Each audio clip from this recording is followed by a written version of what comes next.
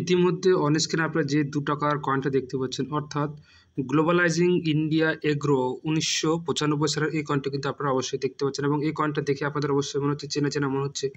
তবে এই কয়েনটি যদি আপনারা অবশ্যই চেনা, চেনা কয়েন মনে হয়ে থাকে বা এই কয়েনটি কিন্তু খুব কম পরিমাণে, অর্থাৎ ১৯৯৫ সালে কিছুটা হলেও কিন্তু কম পরিমাণে কিন্তু এই কয়েনটা কিন্তু বাজারে এসেছিল এবং এই কয়েনের যে আ কি দাম হতে পারে আপনাদের জন্য ১৯৯৫ সালে কপার নিকেলের এই কয়েনের দাম কী হতে পারে সমস্ত কিছু জানবো কিন্তু বিস্তারিত এই ভিডিওর মাধ্যমে। তাই আপনাদের বলব, আপনারা যদি আপনার কাছে অর্থাৎ বাড়ির আনাচে-কানাচে যদি কোথাও ৳২ এই কয়েনটা বর্তমানে এই কয়েনটি কিন্তু আমচলনে রয়েছে, তবুও কিন্তু কিছু, কিছু পরিমাণে কিন্তু এই কয়েনটা কিন্তু দুষ্প্রাপ্য হিসাবে কিন্তু দেখা যাচ্ছে। তাই গ্লোবালাইজিং ইন্ডিয়া গ্লোবালাইজিং ইন্ডিয়া এগ্রিকালচারের যে এগ্রো এক্সপো ১৯৯৫ সালে যে কয়েনটা এসেছিল, সেই কয়েনটার কত দাম হতে পারে সমস্ত কিছু জানবো বিস্তারিত ভিডিওর মাধ্যমে।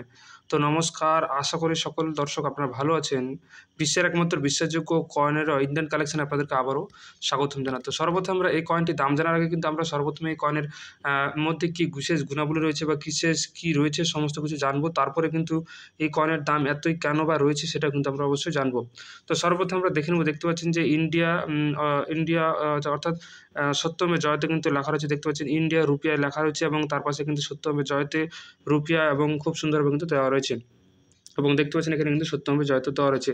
এছাড়াও দেখতে পাচ্ছেন যে গ্লোবালাইজিং ইন্ডিয়া যে এগ্রিকালচারের যে ছবি দেওয়া রয়েছে, তার দেখতে পাচ্ছেন একটি ষাঁড়ের ছবি কিন্তু দেওয়া রয়েছে এবং দেখতে পাচ্ছেন খুব সুন্দরভাবে কিন্তু এখানে কিন্তু এগ্রিকালচার লেখা রয়েছে এবং যে globalizing India agriculture agro expo ১৯৯৫ সাল দেখতে পাচ্ছেন আপনারা, যে ১৯৯৫ সাল এটা কিন্তু দেওয়া রয়েছে।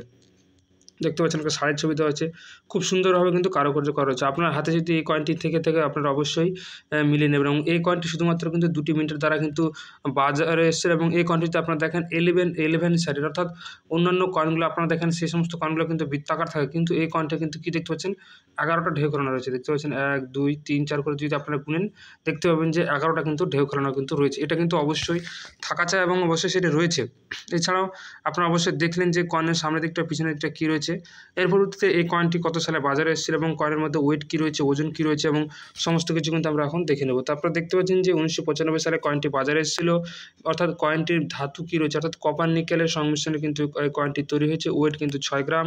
সাইজ, অর্থাৎ এই কয়েনের যে সাইজ রয়েছে সেটা কিন্তু ২৬ মিলিমিটার এবং দেখতে পাচ্ছেন যে 11 সাইডেড। আপনাদের বললাম যে ১১টা ঢেউ খেলানো কিন্তু রয়েছে এই কয়েনের মধ্যে 11 সাইডেড, এটা কিন্তু আপনাদের মাথায় রাখতে হবে এবং এই কয়েনটি ২টি মিনিটের দ্বারা কিন্তু বাজারে আছে বোম্বে, কলকাতা।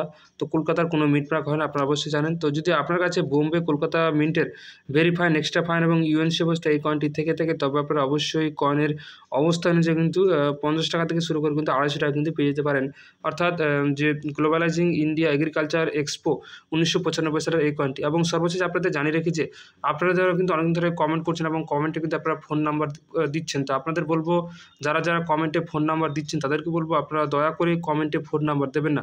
কমেন্টে যদি আপনারা ফোন নাম্বার দেন সেখানে কিন্তু আপনারা প্রতারণার ফাঁদে পড়তে পারেন এবং সেখানে যদি আপনারা প্রতারণায় পড়েন তবে কিন্তু কয়েনের ইন্ডিয়ান কালেকশন কিন্তু কোনোভাবে কিন্তু দায় নয়। এছাড়াও সর্বশেষ আপনাদের জানিয়ে রাখি যে আমি কিন্তু কোনো কয়েন ক্রয় বিক্রয় করি না। কয়েন সম্পর্কে বিস্তারিত ধারণা আপনাদের মাঝে কিন্তু তুলে ধরার চেষ্টা করি। এছাড়াও আমার কালেকশনের জন্য কিন্তু কিছু, কিছু কয়েন ক্রয় করি, সেটা কিন্তু আমি কয়েন এক্সিবিশনে গিয়ে সেখানে গিয়ে দেখে শুনে কিন্তু আমি হ্যান্ড টু হ্যান্ড বাই করি।